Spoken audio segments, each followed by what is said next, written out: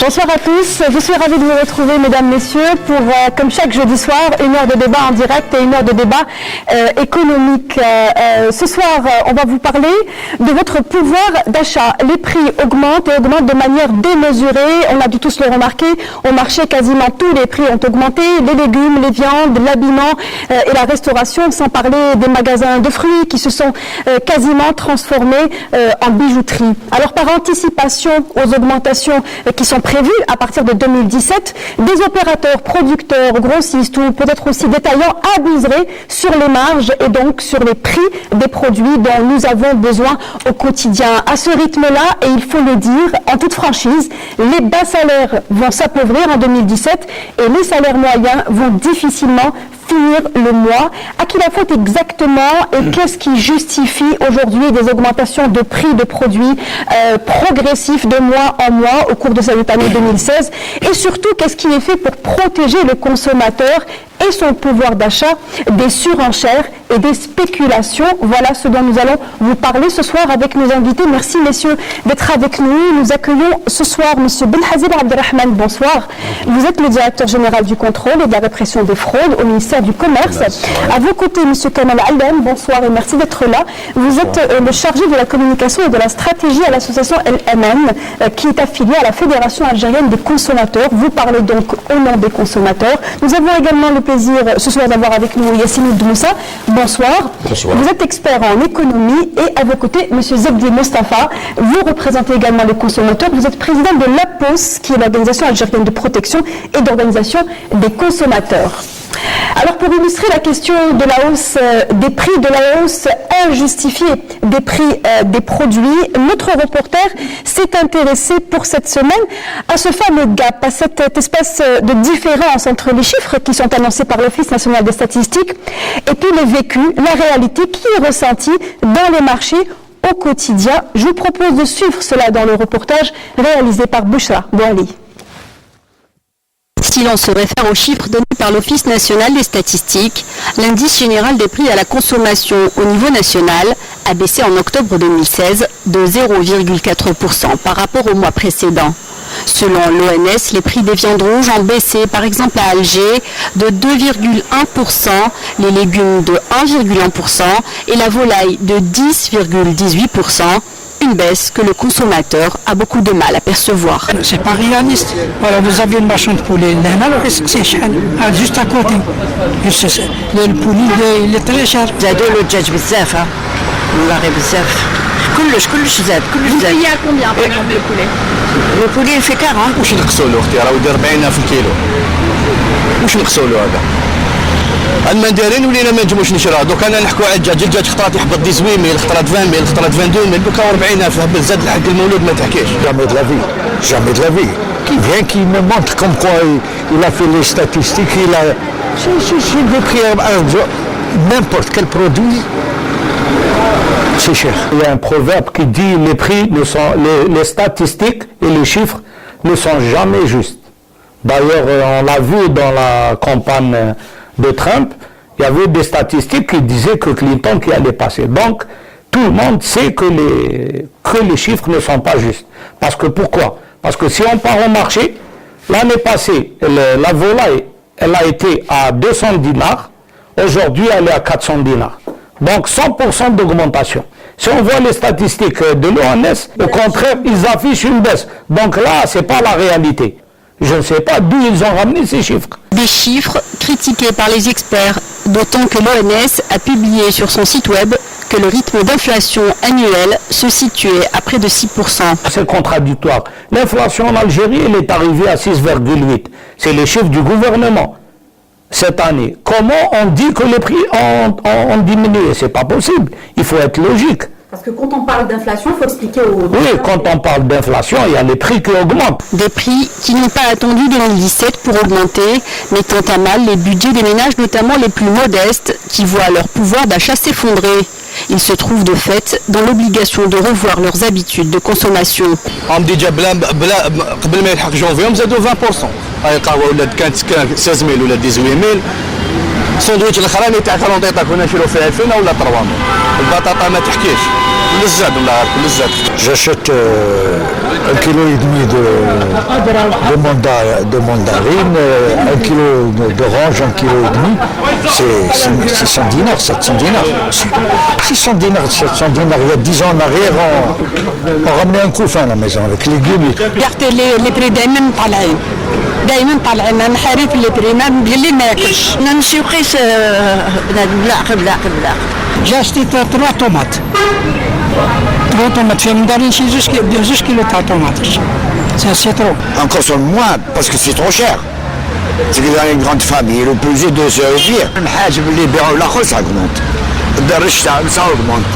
Vous sortez le matin, le lendemain c'est un autre prix. Parce qu'il n'y a pas de contrôle. Il n'y a pas de contrôle, c'est tout. On doit intervenir sur les marchés parce qu'il y a des spéculateurs dans le réseau de distribution des produits alimentaires. Il y a beaucoup de spéculateurs et l'État normalement doit, parce que l'État est en dehors du ring, l'État doit rentrer dans le ring pour stabiliser les prix. En attendant que des mesures soient prises pour réguler et stabiliser les prix, le consommateur continue de se plier en 4 pour joindre les deux bouts et boucler dignement la fin du mois. On vient de voir donc la réaction des consommateurs qui sont étonnés des chiffres de l'OMS qui cependant, et tel que disait la reporter, compare une fluctuation entre le mois de septembre et octobre de 2016. Mais il faut rappeler tout de même qu'entre le mois d'octobre 2015 et octobre 2016, les prix ont augmenté de plus de 5%. C'est toujours les chiffres de l'OMS. Alors première question pour vous, Monsieur Alam, à quoi est-ce dû selon vous, ces augmentations que connaissent les Algériens, qui sont progressives et qui ne semblent pas trouver de fin, s'arrêter? D'abord, bonsoir. Et puis, si on répond par un schéma tout de suite, parce qu'on va relier d'abord parce que est-ce qu'il y a une vérité commerciale dans notre pays? Est-ce que nous avons un commerce libre, et donc je parlerai de renchérissement. Mais si nous avons un commerce alors contrôlé, on pourrait parler alors de surenchère, pour revenir à votre présentation. Mais s'il y a surenchère, donc c'est une affaire de tous les jours, ça veut dire qu'il y a un contrôle des prix, il y a des marges, etc. S'il y a un marché libre, alors dans ce cas-là, il y a un renchérissement. Pourquoi il y a un renchérissement? Je pense que c'est un décalage économique. Nous ne produisons pas. Il y a en amont, il y a la baisse du pouvoir d'achat, baisse de la production, etc., limite dans le portefeuille de devises, etc., baisse du dinar. Donc, il y a beaucoup de raisons en amont. Et puis, nous avons beaucoup de dépenses publiques. Peut-être, je dirais, quand je dis peut-être, je pourrais le placer même entre guillemets, mais pour être juste, on a fait beaucoup de dépenses improductives. Il y a un lourd budget de l'État pour le fonctionnement des budgets. Et vous pensez que l'année 2016 est là pour payer, nous payons le tribut de ces choix-là, vous voulez dire durant l'année 2016, puisque finalement les prix ont commencé à connaître fluctuation en fin 2015 et début 2016. Il faut relier ça tout de suite pour être un peu juste, hein, parce que si on répond en tant que consommateur, on ne va pas terminer cette boucle-là, on sera toujours dans la boucle. S'il y a augmentation de la TVA récemment, et si certains décideurs, certains élus, certains responsables d'exécutifs ont décidé de donner 10% de leur salaire, une mesure que j'aurais aimé qu'elle soit réglementée, durable et indexée sur le prix du pétrole, plutôt pour être dans un mécanisme effectif, économique, courageux et bien pensé. Mais je dirais que la TVA vient rattraper un décalage économique. Donc il y a en amont tout un mécanisme défaillant. Et qui paye ce rattrapage budgétaire, qui paie ce rattrapage de la balance commerciale, des dépenses, etc., eh bien c'est l'économie. On sait que quand c'est le consommateur, vous voulez dire. Bien sûr, c'est le dernier acheteur, c'est le dernier de la chaîne. Justement, on va revenir aux décisions qui vont venir, qui vont arriver en 2017, mais nous posons la question de savoir si les augmentations qui actuellement, je reviens vers vous, le point de vue de Moustapha Zeki, qui représente également les consommateurs, est-ce que vous pensez qu'aujourd'hui il y a des augmentations par anticipation ou bien est-ce que c'est simplement un renchérissement, selon vous? Bonsoir, merci pour l'invitation tout d'abord. C'est vrai que les prix ont connu une hausse, parfois je qualifierais de considérable. Cette hausse a commencé dès que la loi de finances 2007 était un simple brouillon. D'ailleurs, on est en train de vivre ce qu'on a vécu en fin 2015. Quand on parlait... En perspective de la loi de finances 2016. Tout à fait. Et on a dénoncé à maintes reprises qu'il y avait une anticipation. D'ailleurs, même l'année passée, quand on parlait de hausse dans le carburant, il faut se rappeler que certains transporteurs ont augmenté leur marge bénéficiaire de 10%. Donc pour moi, ce n'est pas un problème de production, parce qu'entre octobre et novembre, ce n'est pas l'Algérien qui s'est arrêté de produire, mais il y a eu une anticipation, je qualifierais ça de vol programmé par certains opérateurs économiques qui ont anticipé la loi de finances et qui ont touché les produits et services, pas seulement les produits, aussi les services qui connaîtront une taxe supplémentaire pour la loi de finances 2017. Vous entendez par là producteur ou bien autre acteur? Opérateur économique. Quand je parle d'opérateur économique, je parle de producteurs et de commerçants. Quand on parle, je citerai un exemple, quand on parle de café, le café, c'est les torréfacteurs. Ce n'est pas le simple commerçant qui a haussé les prix de 10%, parce qu'ils ont parlé d'une taxe dans la loi de finances 2017. Quand on parle par exemple de bananes, parce que il y aura une taxation supplémentaire, le prix de la banane a connu une hausse, il a atteint les 400 dinars. C'est des exemples. Donc, les produits touchés, c'est des produits de large consommation par anticipation des opérateurs économiques. Vraiment, on est en train de vivre une anarchie, c'est une anarchie. Savez-vous que certains produits, je citerai des produits électroniques qui n'existent actuellement, qui n'existent pas sur le marché, qui se font rares. Savez-vous que les imprimantes, actuellement, pour avoir le choix d'acheter une imprimante, on n'a plus le choix parce que certains opérateurs sont en train de les cacher dans l'attente de 2017. Justement, on va parler du stockage et de ces comportements qui, on va dire, font la pression, en leur avantage évidemment, et leur permettent de gagner, et font la pression sur les consommateurs. Il faut savoir que le consommateur, il est insatisfait, il est en colère, il y a un désarroi général. Monsieur Moussa, Monsieur Fazeli parlait du café, par exemple. Certaines matières premières sur le marché international n'ont pas connu de hausse, bien au contraire, elles ont baissé, mais les produits, tels que produits chez nous, connaissent un renchérissement. Comment expliquer cela? Alors, voilà. S'agissant d'une télévision de service public, nous avons l'obligation d'avoir un minimum de pédagogie dans un sujet aussi complexe. Les questions économiques et les questions du commerce. Il ne faut pas prendre le commerce par le bout de la lorgnette. Il y a des phénomènes structurels à l'économie nationale, ils sont récurrents à cause des rigidités, elles sont nombreuses, elles sont plurielles, et il y a des phénomènes conjoncturels. Celui des les pics d'inflation. Les pics d'inflation, on n'a pas eu il y a quelques années, il y a 5, 6 ans, on a eu des hausses de salaires qui n'étaient pas liées à la hausse de la productivité. Puisque les salaires, on a donné du pouvoir d'achat sans pouvoir améliorer dans des proportions correspondantes, proportionnelles, l'offre de biens et services, écoutez, vous savez, l'occasion fait le larron. Il ne faut pas s'étonner. Les commerçants sont des gens rationnels et il ne faut pas utiliser la morale ou les critères moraux. L'économie, c'est quelque chose de très rigoureux. Ça s'organise, ça se planifie, ça se régule, ça s'encadre, ça se réfléchit, ça se concerte, etc. Donc, les phénomènes, les pics récents, qui sont des... Oui, comment les expliquer? Mais tout simplement parce qu'on a un problème d'offre, on a un problème structurel. Je rappelle aux téléspectateurs et à nos camarades ici que 70% de la consommation de notre société, de notre appareil de production, se fait par le biais de l'importation. Lorsque vos recettes Mais plusieurs mesures ont été engagées pour limiter les importations. Vous savez, ce sont des mesures qui... freinées, on va dire. Parce que écoutez, quand vous perdez 50% de votre pouvoir d'achat sur les marchés internationaux et que votre appareil, votre société fonctionne avec uniquement des ressources éphémères, des ressources du pétrole, il est clair qu'il y a un effet mécanique.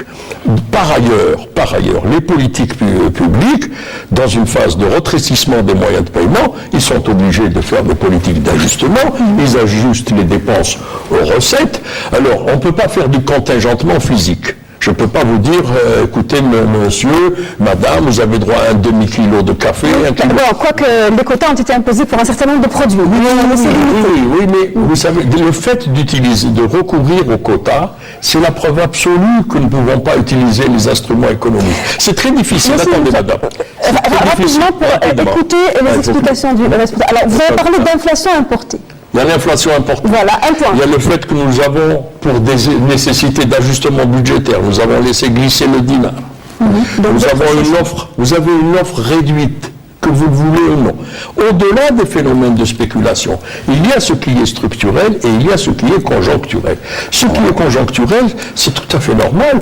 Vous avez, quels sont les marchés vous prenez le marché des fruits et légumes, vous prenez le marché des protéines animales, vous prenez le marché des produits électroménagers, vous prenez le marché de l'immobilier. Citez-moi les marchés sur lesquels nous avons de profondes régulations et de profonds encadrements. Alors justement, en parlant de régulation et de marché, Abdelrahman Ben Hazil, qui est le directeur général du contrôle de la répression de fraude, est bien placé pour faire la transition.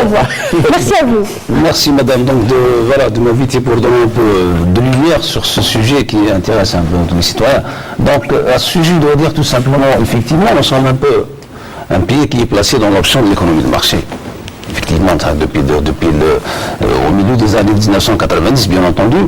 Seulement, effectivement, pour ces hausses, je dirais tout simplement que c'est des hausses conjoncturelles. Pourquoi conjoncturelles? Parce que c'est avant tout, nous sommes un pays importateur net de produits alimentaires. Nous sommes un pays nettement importateur de produits alimentaires. Effectivement, pour cette histoire de café... Vous voulez dire que dans nos marchés, il n'y a pas de produits, nous ne consommons pas de produits qui sont produits transformés en Algérie? Il y a une production. Il y a quand même des filières qui ont énormément évolué. Il y a une production, mais tout de même, il y a des importations. D'importations pour d'appoint. Alors, pour le café, effectivement, il y a une augmentation ces jours-ci sur le marché parce qu'au niveau mondial, il y a également une augmentation. La Robusta, elle est passée actuellement, elle se vend.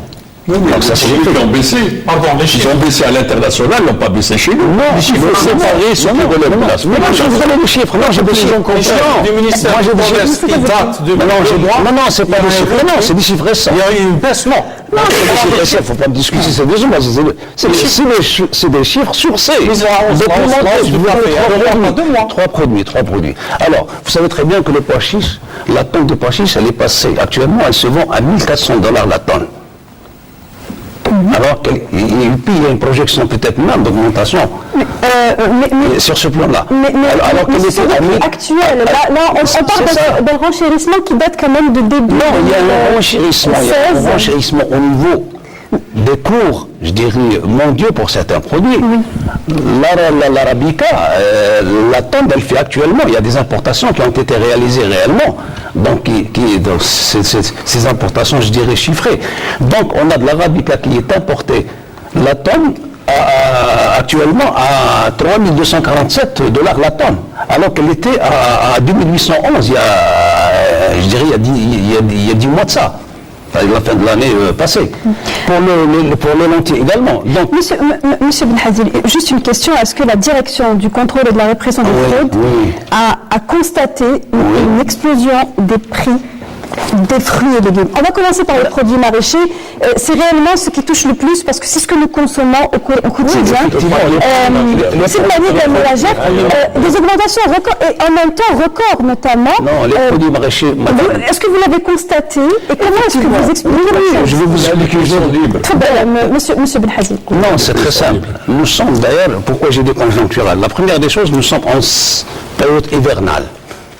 Alors pour les maraîchers, le poivron, le vin, la tomate, la courgette, tout ça, c'est des produits d'ailleurs c'est pas la pleine saison. Effectivement, si c'était l'été ou l'arrière-saison de l'été, je dirais le problème de soudure. Pardon? Les problèmes de soudure. C'est un problème. Effectivement, c'est un problème de soudure. Pour les maraîchers, je parle beaucoup plus des produits frais. C'est-à-dire tout ce qui est tomates, poivrons, je dirais la courgette, la laitue, tout ça. Par contre, les autres produits n'ont pas connu d'augmentation. La pomme de terre, l'oignon sec. C'est ça. Donc, alors maintenant, il y a certains produits, effectivement, sur lesquels nous sommes, je dirais, dépendants en matière d'approvisionnement et de satisfaction des besoins nationaux. Ces produits-là. Donc, je viens de citer les légumes secs. Les légumes secs, donc je viens de citer le pois chiche, qui a connu une augmentation sur le plan déplacement sur le marché mondial, les lentilles, et puis il y a le café. Par contre, le riz, l'haricot et d'autres produits n'ont pas connu d'augmentation. Et maintenant, si on revient à la tendance des prix, c'est-à-dire les 10 mois de l'année en cours, je dirais de janvier, je dirais jusqu'au début du mois d'octobre, pratiquement, il y a une légère, je dirais, évolution, augmentation, qui est environ de 1% jusqu'à 3%. Par contre, cette fois-ci, ce qui pose problème pour les consommateurs, c'est que lorsque les prix augmentent, ils ne décrochent pas, mais ils ne reviennent pas en arrière. Nous sommes dans une espèce d'escalade vers le haut en termes de hausse de prix, et notamment lorsqu'on parle de produits frais. Votre point de vue sur la question, Kamel Alam? Une dissociation entre enchérissement et surenchère. J'avais introduit ma question ou ma réponse en parlant plutôt structurel plutôt que schématiquement ramené à une mécanique des prix. On parlera structurel dans un deuxième temps. Et puis j'avais parlé aussi d'anticipation parce qu'il y a un effet d'anticipation. On anticipe pas conjoncturellement. Conjoncturellement, c'est des pics, pas d'anticipation.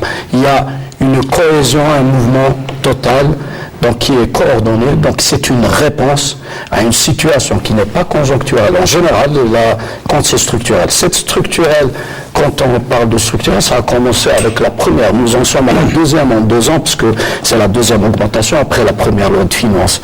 Et puis les gens s'attendent à la deuxième, et donc se préparent, etc. Mais je dirais que ce glissement est normal. C'est un rééquilibrage entre l'économie et le commerce. Parce que si vous le reliez les deux pour un pays à une échelle macro, vous avez un indicateur tout simple pour faire la lecture. Vous avez la balance commerciale d'un pays, vous voyez ce que vous exportez, vous importez. Vous prenez aussi la valeur de votre monnaie, le dinar, et vous voyez aussi sur quoi est indexée votre loi de finances, sur le dollar, donc le prix du baril de pétrole. Et nous voyons dans quelle conjoncture, elle n'est pas conjoncturelle, elle est durable, cette réalité économique. Donc, le citoyen s'installe dans une réalité consommateur et à l'intérieur du marché, il y a un équilibre entre l'offre et la demande. C'est-à-dire le conglomérat ou l'ensemble des commerçants qui mettent à la disposition, malheureusement pas le produit de la production intérieure, mais celle qui est ramenée de l'extérieur de par la balance commerciale qui est déficitaire. Et puis vous avez l'ensemble des consommateurs qui achètent. Donc en gros, vous avez un jeu d'équilibre. Je voudrais juste par rapport à ce que vous dites, par rapport aux fruits et légumes algériens, ce glissement il faut également est régulé automatiquement. Justement, en parlant de régulation, l'État est présent tout de même, mais l'État a fait des efforts, notamment dans le domaine de l'agriculture. Dans le mécanisme du marché, vous savez qui régule le marché? C'est l'ensemble des consommateurs qui achètent, donc l'ensemble, donc la monnaie disponible. Et là, je rejoins donc les augmentations de salaire sans contrepartie productive, etc. Donc c'est la monnaie fiduciaire, notamment disponible sur le marché, et puis la valeur de la marchandise qui est disponible en contrepartie. Il y a un jeu, le volume, il y a un jeu et il y a un glissement pour rattraper une réalité. Maintenant, je dis, madame, nous en tant que consommateurs, fatalement, on est les victimes. Et je le disais tout à l'heure, il y a un cercle. Ce cercle est en train de grossir par les problèmes, la surenchère, le renchérissement. Nous, on voudrait que ce cercle soit réduit à sa plus simple expression ou sa plus juste expression. C'est celle de la vérité économique. Aller vers des investissements productifs, mettre à la disponibilité du consommateur des produits. Par exemple, nous voyons l'industrie de l'automobile, pour les voitures produites localement, elles sont aussi chères, elles sont alignées sur les produits d'importation. parce que nous avons une économie indexée. Alors, justement, je voudrais tout de même donner la parole à l'autre représentant des consommateurs pour revenir aux fruits et légumes, car j'y tiens. Les fruits et légumes ont énormément augmenté. Marché libre. Voilà, ça marche libre. Je voudrais simplement dire et rappeler que l'État a investi dans des filières qu'il a subventionnées et aidées. Le secteur de l'agriculture connaît une évolution. Toutes ces aides ne sont pas ressenties, mais bien au contraire. C'est une filière qui est toujours sujette à des fluctuations. Quelle filière? La filière maraîchère, donc fruits et légumes. Moustapha Zebdi. Vous savez, moi je ne suis pas d'accord avec tout ce qui est en train de se donner comme hypothèse. Parce que là, on est en train de... Bon, je suis en train d'entendre une hausse conjoncturelle. Il n'y a pas de hausse conjoncturelle. Depuis, ça a toujours été une hausse progressive, progressive car structurelle. Il y a autre chose. Pour les produits de première nécessité, il faut savoir qu'il y a une bourse internationale. Les chiffres que vient de donner Monsieur le Directeur Général, c'est des chiffres récents. Les hausses que vit le simple consommateur, c'est des hausses qui remontent au minimum à 6 semaines, 2 mois. Dès que, je dirais, la loi de finances n'était qu'un simple bilan. À cette période-là, le prix du café a reculé, a baissé de 11% sur le marché international. Autre chose. Il n'y a pas de pénurie dans les produits agroalimentaires pour qu'on parle de libre marché. Il y a toujours, c'est vrai que nous ne produisons pas, mais nous importons toujours. Il y a toujours importation des fruits, des produits de première nécessité. Donc, il n'y a pas de pénurie. Donc, il y a une fluctuation. Bien sûr, il y a toujours une quantité suffisante pour l'ensemble des consommateurs. Donc, je reviens et j'insiste sur le fait que c'est des augmentations non justifiées qui n'ont rien à voir avec l'offre et la demande, vu que c'est des hausses qui sont apparues juste après avoir annoncé les articles après l'annonce du contenu du projet. À l'époque, c'était encore un projet. De finance. Alors, pour ce qui est des fruits et des légumes, il faut savoir que c'est vrai que je dirais la filière la plus importante, ou bien les produits les plus importants que nous, Algériens, nous produisons, c'est les fruits et les légumes. Moi, je trouve que c'est anormal que certains produits, vous savez que l'OMS, dans les critères de santé, dans les normes, on doit consommer au moins 5 fruits et légumes. Donc ça va devenir un problème de santé publique. Absolument. Ça c'est grave. Donc si l'État est en train de contribuer, d'accompagner les producteurs, les agriculteurs, je pense aussi que les agriculteurs ont un droit envers ces consommateurs. Les filiales ne sont pas bien organisées. Les filières ne sont pas organisées, justement. C'est la prochaine question. Est-ce que vous savez que dans les commissions, je dis, comment ça s'appelle, les commissions interprofessionnelles des différentes filiales, nous, en tant que consommateurs, on est censé être présents aussi. Est-ce que vous savez que dans plusieurs commissions, on a été éjectés? Oui. Dans plusieurs commissions, on a été éjecté, malheureusement. Donc, on n'a plus de droit de regard sur ce qui est en train de se passer. Vous parlez des interprofessionnels de céréales, de légumes secs, etc. Le marché, madame, le marché est libre. Sauf que lorsque l'on a un marché libre, on ne peut pas avoir un marché libre, c'est-à-dire une vision moderne, entre guillemets, de l'économie et des instruments archaïques. Un marché libre, je c'est-à-dire que vous ne pouvez pas avoir un marché libre, une ingénierie d'économie libre avec des instruments qui ne fonctionnent pas. Sur le plan des maraîchages, sur le plan des produits apicoles, avicoles, halieutiques, les viandes rouges, les viandes blanches, toute cette production, je vous informe que nous avons une production insuffisante. La filière lait, la filière viande rouge, la filière blanc, tout ça c'est insuffisant. C'est insuffisant pour 2 raisons. Des problèmes d'organisation de la production, des problèmes de financement des investissements, des problèmes d'accompagnement technique et de formation, et enfin, des problèmes des spéculations. Et le dernier problème, c'est un vecteur qu'on oublie souvent, c'est la croissance démographique. Monsieur Moussa, vous avez dit un mot très important, celui de la spéculation. Selon des producteurs dans le domaine agroalimentaire, questionnés par nos confrères du site électronique TSA, merci à eux, les grossistes, donc selon cet opérateur dans l'agroalimentaire, il le cite sans citer son nom, les grossistes sont en train d'acheter massivement pour anticiper la hausse des taxes prévues en 2017 pour vendre plus cher demain ce qu'ils auraient acheté à moindre coût aujourd'hui. On est le seul pays qui achète des vergers qui ne sont même pas en fleurs. La question est pour vous, M. Benhazim. Oui, c'est clair. Bon, ça c'est... Il y a bien des opérateurs qui sont en train de saisir les opportunités. Est-ce qu'ils sont libres? Là, on parlait de liberté de marché. Écoutez, madame, question de prix, j'avais dit. Ah, ça c'est autre chose. Si on peut en parler. Le constat actuel fait que le marché ne souffre d'aucune pénurie et d'aucune, je dirais, tension sur tel ou tel produit. Parce qu'il y a un ajustement, frère. Vous voulez dire qu'il y a une disponibilité Justement, on a dit que les prix augmentaient. Je ne voulais pas t'interrompre. Les prix augmentent. À un moment donné, ils s'arrêtent. Tu sais pourquoi? Les gens ne peuvent plus acheter. Et c'est là où les prix, c'est ce que je disais tout à l'heure. Le constat, c'est ça. Le constat qui stocke. C'est pour ça que je suis en train de vous dire que le constat actuel ne fait point ressortir ces histoires de rétention à des fins spéculatives. C'est le constat. Les enceintes qui servent aussi bien pour des produits frigorifiques, et des produits donc, de la consommation dans les dépôts.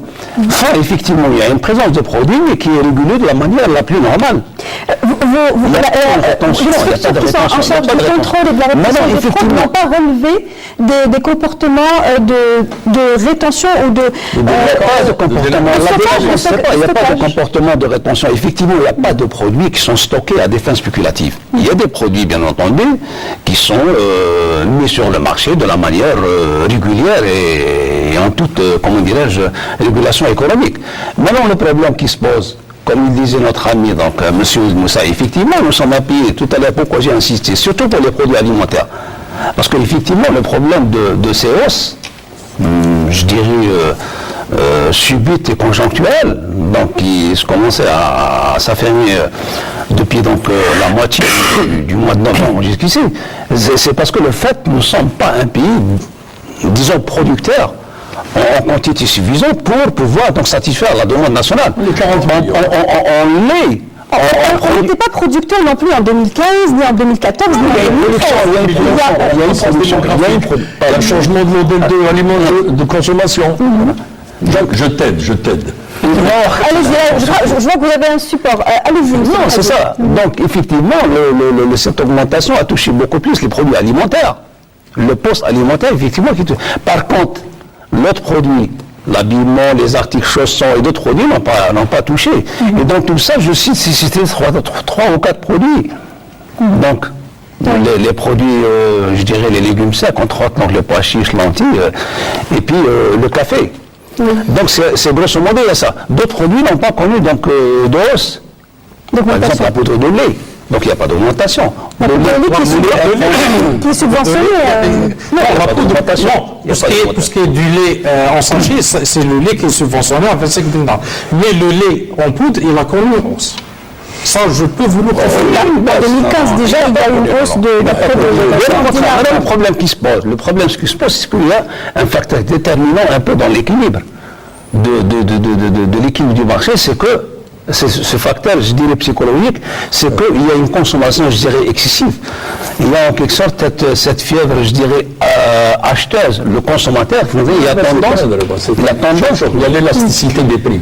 Et à un moment donné, les gens ne peuvent plus acheter à cause des prix. C'est-à-dire que les prix dépassent la demande solvable. Quand la personne n'a plus les moyens, il y a un reflux. Pour l'instant, c'est sûr. Non, mais il y a beaucoup de liquidités. Il y a à peu près 4 000 milliards de dinars de monnaie fiduciaire. Donc vous êtes tranquille. On n'a pas encore atteint le plafond.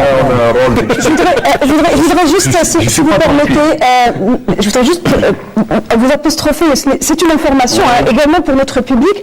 Vous avez dit que les gens avaient de la fièvre acheteuse et je voudrais rappeler que selon une étude établie par le département d'État de l'agriculture américain qui a été repris par le World Economic Forum, cette donnée est officielle, donc c'est un rapport. Les Algériens consacrent plus de 42% de leurs revenus à l'achat de nourriture. Madame, ça veut dire quoi? S'il vous plaît. Allez-y. Juste, d'abord, moi, je ne veux pas rentrer dans la vérité des prix par produit, etc. D'abord, la hausse des prix est générale. D'accord? On ne va pas dire le café, le lait ou le navet ou le café. On a touché tous les produits. Voilà. Non, d'accord. Moi, je vais des exemples parce qu'il a essayé de limiter les hausses dans 3 ou 4 produits.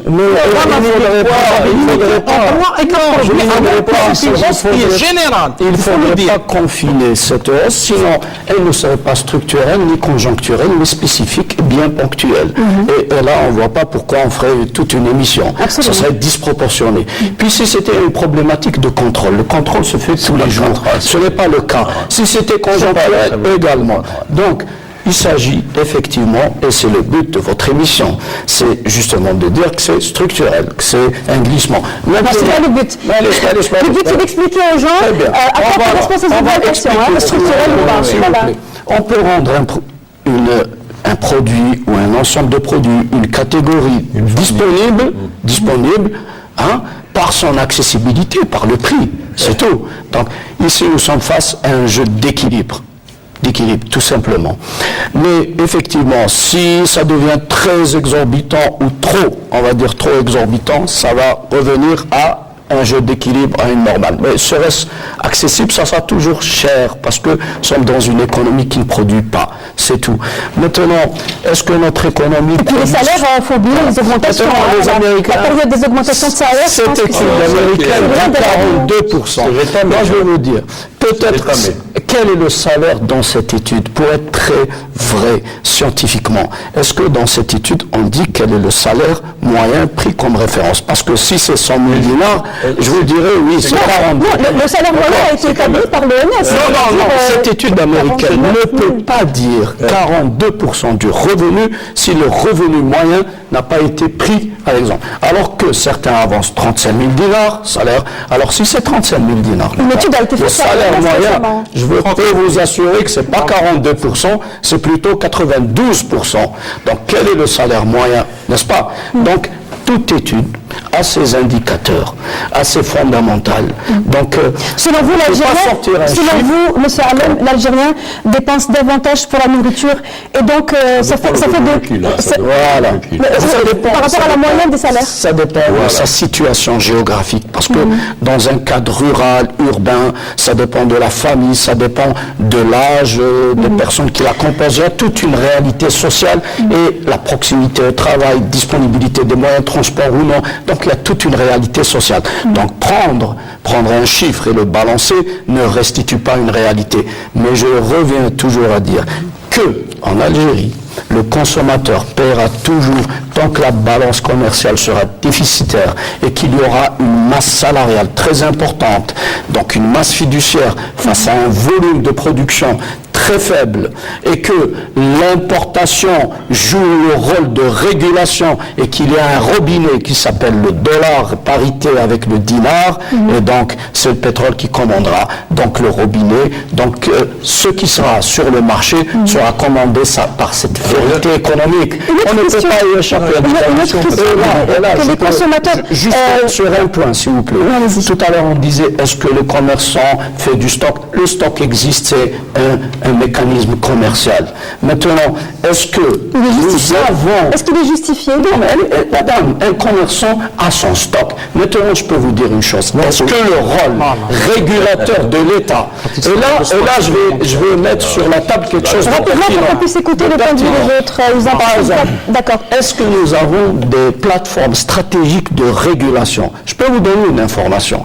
Beaucoup de plateformes stratégiques de régulation sous froid, etc., donc des fruits et légumes et des viandes qui étaient destinées à être construites depuis 2012, 2014, etc., toutes se sont avérées un échec. Frigomédite, par exemple, qui est censé lancer, vieux, ça, je crois que c'est bien beaucoup plus vieux, et qui n'arrive pas à aboutir. Vous savez, c'est quoi les plateformes de régulation stratégique? C'est pour contrôler la disponibilité, les prix, et puis l'encouragement en amont des agriculteurs. Je pense qu'on a compris l'idée. Je reviendrai vers vous. Oui, quand vous parlez de stock, là, il faut différencier les choses. Parce que même certaines familles stockent, c'est ce qu'on appelle le hula.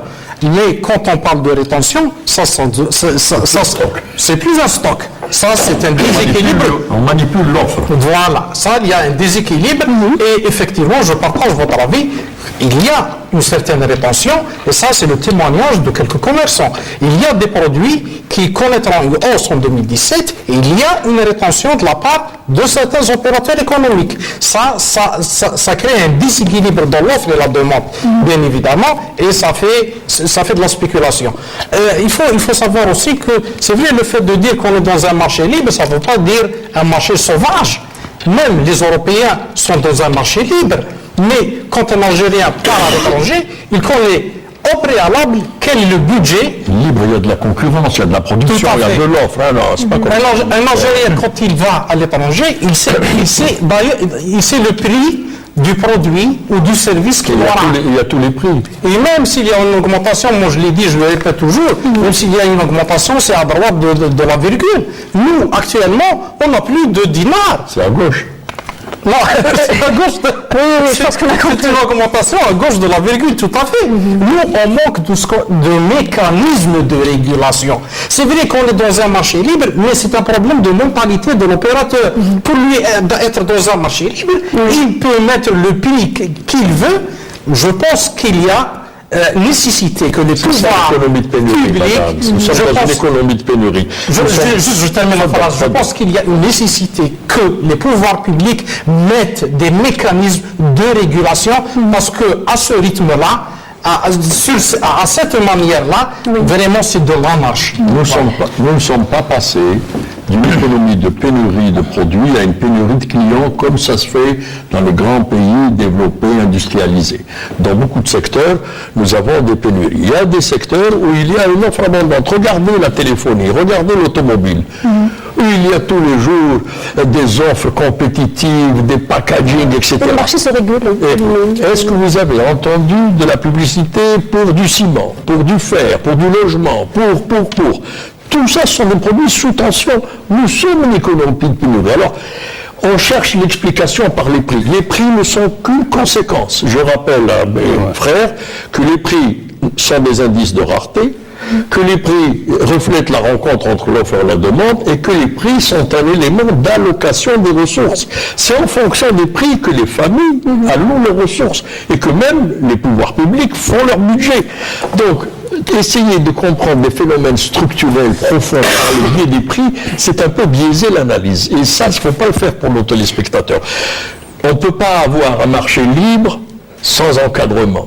La liberté, c'est la responsabilité. Lorsqu'aujourd'hui, nos commerçants, face au fait qu'ils ne subissent pas la compétition, quand vous subissez la compétition, non seulement vous baissez les prix, mais vous faites la marge, vous faites le service après-vente, vous faites de la pub, vous êtes tout miel, vous pouvez dépasser. Mais entre-temps, Yasmine Moussa, le temps qu'on se fasse tout miel et que les prix baissent justement, Moussa Fazebdi a parlé de régulation. Cotères sur jambes de bois, madame. On a des solutions palliatives. Oui, il a parlé de régulation, de nécessité de régulation et de s'assurer qu'aux différents maillons de la chaîne, il n'y ait pas de comportements qui vont à l'encontre de l'éthique commerciale. Je pense que l'un des exemples édifiants, c'est aussi la viande, le prix de la viande. Vous parliez de l'étranger à titre de comparaison par rapport à la France, puisque la France n'est pas si loin. Elle est beaucoup moins chère qu'à Alger. Et pourtant la chaîne de distribution, elle est beaucoup plus courte chez nous. Et d'accord. Elle est intégrée, madame. Aujourd'hui, à quel point vous intervenez et donc vous veillez à la régulation. La régulation, quand on parle de régulation, bien évidemment,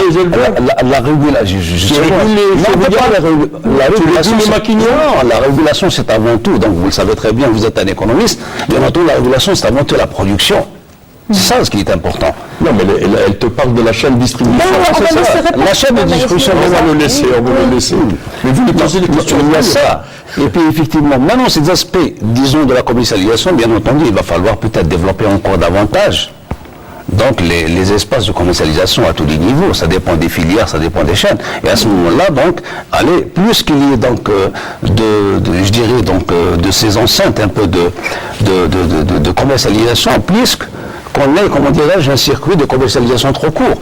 Et puis parce que le problème qui se pose donc ici, en l'absence de ces aspects-là, donc de commercialisation, d'espace donc de vente, tout ça, ce qui fait que donc il y a des intermédiaires qui entrent en jeu. Et bien entendu, là, il y a une multiplication un peu de prix. Vous parlez de l'informel notamment. Non, je parle de la filière. La ville, bon, justement, alors, la filière. L'informel est-il un élément qui rend justement cette régulation plus difficile et justement a un impact sur. Et à quel point a-t-il un impact? L'informel. L'informel remplace le vide. C'est mieux. Ça va de soi. Non, le problème qui se pose là en termes, parce que quand j'avais dit tout à l'heure la régulation, dans la régulation, il y a deux paramètres qui vont ensemble. Il y a la production, bien entendu, et puis il y a les aspects de commercialisation et de mise sur le marché. Et là, effectivement, il y a une absence, parce que là, c'est tout un mécanisme, tout un développement donc de chaînes, de régulation, d'unité, de conditionnement, tout ça. Et pour cela, effectivement, donc l'État là n'intervient pas, parce que c'est une activité, je dirais, donc qui est libre, donc ouverte à l'investissement. C'est ça, donc il faudrait peut-être qu'on aille vers le développement de ces enceintes-là, de manière à multiplier ces espaces, donc je dirais, de commercialisation, et par votre conséquence, de faire aboutir le produit droit vers le consommateur final. Plus qu'il y ait de chaînes, enfin, plus qu'il y ait d'espace, plus qu'il y ait des cours. Donc les circuits de commercialisation seraient trop courts. Donc par exemple les supermarchés, les hypermarchés, tout ça. Donc il faudrait qu'on aille vers une norme, disons, semblable à... C'est d'ailleurs la problématique de la régulation, c'est une question qui est latente, qui existait déjà à l'époque où les prix n'avaient pas atteint les seuils actuels. Vous savez, la régulation, c'est un mot très fort, c'est un concept. Il faudrait qu'on soit dans une économie vraie, qui est d'abord à la base, quand on dit une économie, c'est une économie productive. Quand vous avez une économie productive, vous allez faire de la régulation, et s'il y a un vide dans cette régulation, la nature est horreur du vide, et bien c'est l'informel qui occupe, et tant mieux en quelque sorte, parce qu'il y a aussi de la création, c'est une richesse qui n'est pas cumulée, qui n'est pas comptabilisée, mais qui est vivante, qui crée une dynamique, qu'on le veut ou non. Et si on ne sait pas réguler, ben elle est là. Sinon, on régule par la suite. Mais je dirais une chose, on culpabilise beaucoup la consommation, je dirais pas le consommateur, parce qu'il est victime là, d'accord. Mais la consommation, en réalité, elle est bonne dans un pays parce qu'elle tire la croissance, l'économie, donc crée un vecteur. Mais si cette consommation tire une économie virtuelle, d'accord, c'est l'économie des autres. Tire une économie virtuelle délocalisée, c'est-à-dire de consommation, c'est-à-dire que nous, on tire la croissance des autres pays parce qu'on importe. Donc il y a une vérité des prix, il y a un glissement, il y a une offre qui est très faible, etc. Et donc il y a un étranglement, un goulot. Donc c'est le dinar, c'est la parité, je dirais il y a beaucoup de mécanismes. L'État régule, malheureusement, en amont, en faisant le verrou taxe, dinar, parité. Mais ça ne règle pas le problème parce que nous resterons toujours une économie dépendante de l'importation. Mais il faut que nous nous orientions vers une économie productive. Là, on ira... Je voudrais simplement vous raconter très brièvement une histoire pour rebondir sur la question de l'informel. Lorsque nous faisons le marché au quotidien, il y a des enseignes qui sont là, qui sont en règle, qui sont identifiées, qui payent leurs impôts, et puis ils ont les voisins d'à côté qui s'installent et qui posent une table, qui vendent pratiquement les mêmes produits, et ce vendeur qui, lui, dans les règles, travaille dans les règles, paie ses impôts, voilà, il jure par tous les dieux qu'il se vengera. Et il se venge aussi sur les prix, car il y a devant lui quelqu'un qui est là, qui vend les mêmes produits, mais qui qui n'est pas redevable auprès de l'État. C'est tout de même un paramètre qui impacte les prix. À quel point Moustapha, il faut dire que malheureusement, il y a un marché d'informel, parce que malheureusement, il y a un grand manque dans les structures, dans les marchés de proximité. S'il y avait suffisamment de marchés de proximité, et de gros, il n'y aurait jamais d'informel. Ça, c'est évident. Malheureusement, on a mené une campagne, ça fait 3 ou 4 ans, éradiquer tous les marchés, mais on pensait avoir des alternatives. Il n'y a pas eu d'alternative. Il y a eu une initiative pour créer des marchés de proximité. Il faut tout de même rappeler l'effort de l'État pour ça, mais les gens ne voulaient pas aller se déplacer dans les marchés de proximité. On a même parlé de marché parisien. Il n'y a eu aucun marché parisien. Oui, mais les vendeurs ne voulaient pas y aller aussi. Il y a eu une résistance. Il y avait le problème de passerelle, de surface était posé, etc. Mais si on fait une petite comparaison entre ce qui a été démoli comme marché de proximité et ce qui a été construit, vous savez, il y a une grande différence. C'est les marchés de proximité qui sont aussi un mécanisme de régulation des prix. Quand un commerçant se retrouve seul dans une, je dirais, cité de milliers d'habitants, il va imposer les prix qu'il voudra. Moi, je voudrais juste poser une question et y répondre. Mais ça va donner un aperçu sur notre approche, sur notre vision quand on parle de problèmes, de mécanismes de régulation. Ma question, elle est simple. Peut-on sanctionner ou réprimer un opérateur économique qui prend une marge bénéficiaire importante? La réponse, elle est non. On ne pourra jamais le sanctionner parce qu'on est dans un marché libre. C'est pour cela que je suis en train... Je t'ajoute, libre et de pénurie. Parce que ce qu'il vient de dire, celui qui peut sanctionner cet opérateur qui prend la marge, il n'y en a qu'un seul, c'est le marché. C'est le niveau de la demande solvable. Parce que, oui, tout à fait, c'est le marché qui sanctionne le consommateur. Aujourd'hui, les marges sont prises au pif. C'est les marges qui sont bon, c'est les marges, bon, je ne dirais pas au pif. Les marges sont nous, ce qu'on a demandé, oui, c'est les marges. Parfois, la balle, elle est jetée entre les grossistes et les détaillants. Et ça, on l'a vécu maintes fois, surtout le mois de Ramadan. Absolument. Malheureusement, quand on parle de marché libre, il n'y a pas une marge bénéficiaire précise. Il n'y a que certains produits qui sont à marge bénéficiaire déterminée, c'est le prix subventionné. C'est pour cela là-dessus, oui, effectivement. Bon, pour les produits libres, effectivement, les marges, je dirais que le commerçant ou le fabricant, il a toute la latitude en quelque sorte de fixer un peu sa marge, pourvu que ça ressorte. Pourvu que ça ressorte un peu dans ses déclarations au prix du fisc, dans les G50, dans l'État 104, c'est un importateur, et par voie de conséquence, pour être comment dirais-je, en conséquence, imposé. Voilà. Maintenant, si on se livre à cette fixation, je dirais, imaginaire, bien entendu, là-dessus, nos services interviennent, et à ce moment-là, à travers un contrôle, de ces histoires-là. Tu veux dire abusif? Non, marge abusive, pas des marges abusives, je parle, parce que maintenant, s'il fait ressortir ça sur des documents, je dis officiels, comptables, les G50, les 104, et ainsi de suite, le problème ne se pose pas, parce qu'il va falloir les déclarer au fisc, qui par voie de conscience se faire imposer sur le chiffre d'affaires qu'il a réalisé. C'est le cas contraire, bien entendu. As-tu vu un délinquant te donner la preuve de sa délinquance? Pardon? As-tu vu un délinquant te donner la preuve par lui-même? La délinquance à ce moment-là, le fait qu'il n'ait pas, comment dirais-je,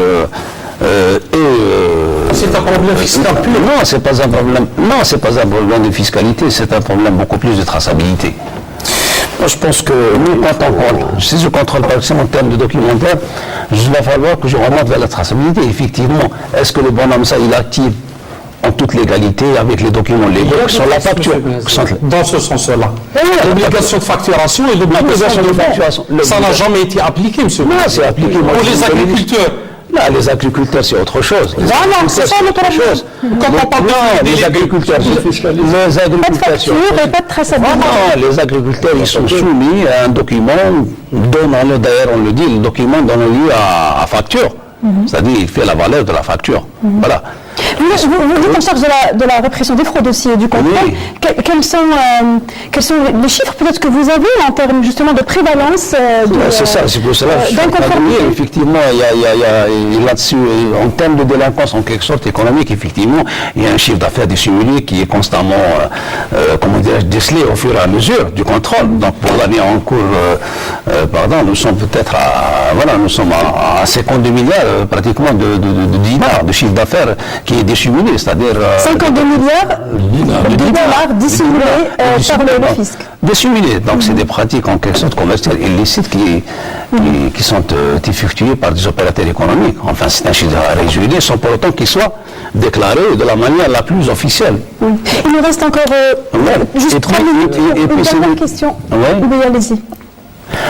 Et puis donc ce type d'infraction donne automatiquement lieu à la verbalisation, donc à des poursuites judiciaires et puis je dirais même à des mesures administratives qui consistent éventuellement, la plupart des cas à des inscriptions donc au fichier national des fraudeurs. Donc c'est des gens qui sont bloqués donc à l'exercice de toute activité, à la réalisation plutôt de toute opération, parce que c'est un importateur, à la réalisation d'opérations donc de commerce extérieur, donc qu'il soit d'importation, tout ça, donc il est bloqué là-dessus. Donc voilà à peu près, il y a des mesures, je dirais, coercitives et puis limitatives donc à l'action de contrôle, à l'action commerciale dans ce cadre-là. J'ai une dernière question pour clore le débat et donc faire un tour de table. Le pouvoir d'achat s'est apprécié. Vous l'avez dit tout à l'heure, Yassine Moussa, il s'est apprécié grâce aux augmentations de salaire qui ont été connues depuis 2008. Aujourd'hui, peut-on dire que nous allons vivre une sorte de turnover, c'est-à-dire que la donne va changer? Moustapha Zebdi. Oui, malheureusement, on est en train de vivre une période qui est assez difficile pour le consommateur algérien. Le pouvoir d'achat ne cesse de baisser et je pense qu'il faut mettre en place des mécanismes de régulation parce que malheureusement, je dirais que ce libre marché ne convient pas à nos mentalités malheureusement. Donc il faut mettre des garde-fous pour essayer, oui, c'est la stricte vérité. Il faut mettre des garde-fous. Nous, pour pallier à cette urgence, nous avons déjà demandé à ce que les produits de première nécessité, que la marge bénéficiaire soit plafonnée et en utilisant des documents, en utilisant la facturation et les bons pour au moins essayer de préserver la dignité de la famille algérienne. Bon, qu'est-ce que je peux dire en conclusion? C'est un sujet très complexe, il y a beaucoup de tenants, d'aboutissants, etc. L'attaque par les prix, c'est assez difficile. Ça rentre dans le cadre d'un système des prix. Nous avons un système des prix qui est totalement hors norme des réalités économiques. Est-ce que les Algériens doivent se résigner à un nouveau mode de consommation? Vous savez, le pouvoir d'achat il faut être très honnête, le pouvoir d'achat des Algériens a augmenté grâce à l'embellie financière. Et il baisse grâce au rétrécissement des moyens de paiement. Et il faut ajouter bien sûr les phénomènes de spéculation, de non-encadrement des marchés, et puis les problèmes de rigidité. Tant qu'on n'aura pas un modèle de croissance et de développement qui permet l'investissement, la diversification, l'intégration, la sous-traitance, les PME, les clusters, une agriculture innovante, une biotechnologie, etc., on restera toujours dans une économie de pénurie où le spéculateur sera roi et très sensible. Et le consommateur sera victime. Alors le consommateur, il ne faut pas rappeler aussi madame que c'est aussi un citoyen et que c'est aussi un producteur.